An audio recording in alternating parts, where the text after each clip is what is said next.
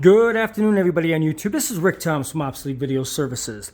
Today I'm going to drop a video, answers to the questions of the emails I've been getting. And I've been getting an awful lot, so maybe I can steer you guys in the right direction so you understand what's going on here. Of course, guys, I work out of my home here in Arizona. Of course, it's been very hot these past couple months.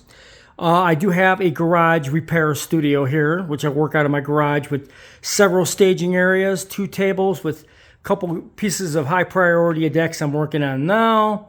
This is my main table over here, and I work on my 3/4 Yamatic, Betacam SP, and all those type of decks.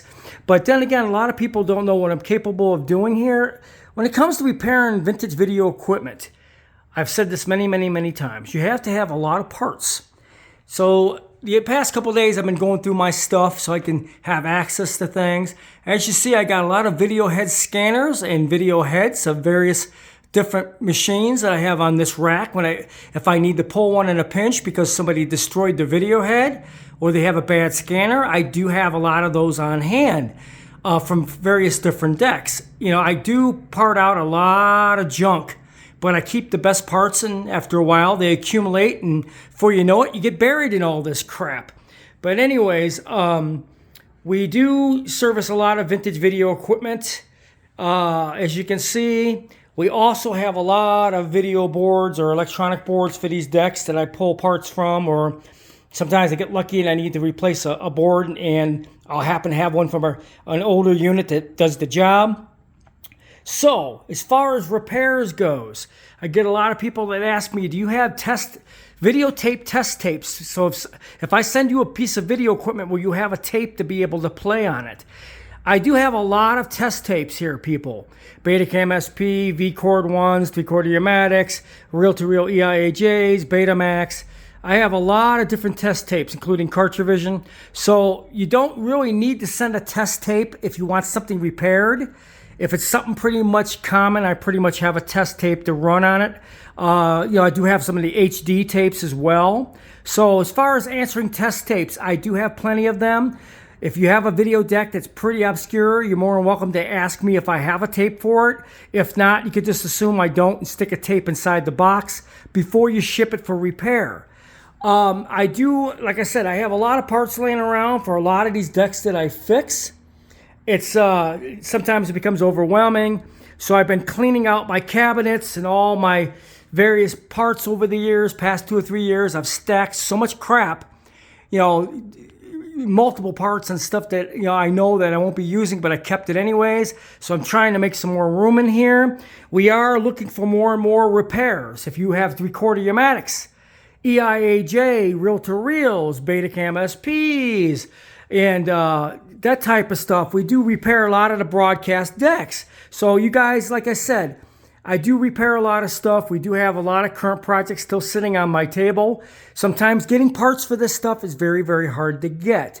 To answer the question, somebody was asking, I've actually had 5 emails about this, to do demonstration videos to teach you how to fix electronics.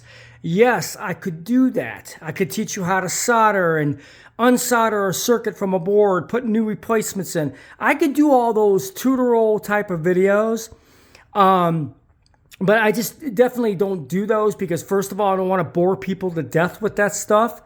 If you're interested in training videos of actually the process of the repair and how to do it, I would love to be able to do that. In fact, I would love to do in-depth videos on removing circuits from the board. Like, here's an example. I mean, I'm not physically showing you how to do it, but you can see I replaced a lot of capacitors and stuff, and you put them back in neat, and how to spot what values need to be changed out and correct it with the correct values, and how to do it correctly when you're restoring video boards and various things. I realize a lot of you people are not tech people out there and you don't do this stuff. So here's the thing, guys. I'm trying to raise funds for my YouTube page. I'm trying to raise funds to actually move into a much bigger studio storefront. If you want me to do in-depth videos for how to desolder capacitors, how to replace them, and get more technical on the technical end of it, to teach you guys how to do this yourselves, like I said, you need to make some donations. I mean, this stuff takes time. takes a lot of time. You know, I have customers I got to take care of. I do have to make money. I have a lot of overhead over here. I have a lot of bills to pay. So if you guys want to make big donations and you want to learn this stuff, I don't mind doing technical videos, but you need to donate. I mean, we're not talking like $1 or $2. I'm looking for the multiple donations that's in the several hundreds of dollars that actually keeps Obsolete Video Services afloat. That's the type of donations I'm looking for. Not, you know, $1 or $2 or $3. That's nice. I mean, but at that rate, it would take me 10,000 years to make enough money just to pay my rent. You know what I'm saying? It's not the type of donations I'm looking for. If you guys want to learn electronics and installation and all that kind of stuff, I'm glad to do those videos, but I'm looking for people like the big hitters, you know, people who can finance my work and help me keep afloat through these tough times, as you would call it, because I have a lot of overhead.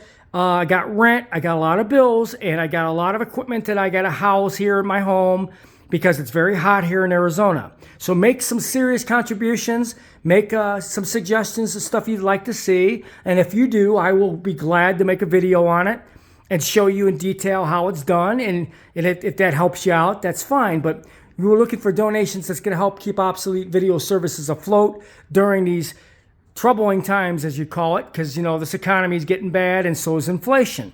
But I don't mind making videos, in-depth videos on repairs, but, you know, like I said, you guys have to help out on the donations for that type of stuff. Those are very lengthy videos.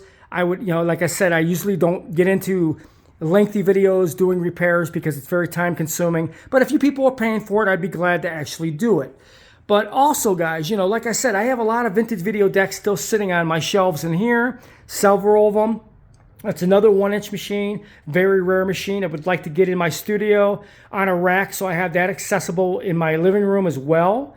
But, you know, I'm working out of my home here, guys. So, you know, most of the decks I have to either bring in and plug into my system when needed. I can't have everything on hand like in front of me like I would like to. Believe me, if I had my small little storefront, I would have everything rigged in the switching systems. Everything would be right there in front of you. When you walk in with a tape, I'd say, yeah, come over to this section. I got the deck right here. Everything would be user-friendly in my studio if I had my storefront, but that's not possible right now. I do have to raise a lot of money for that.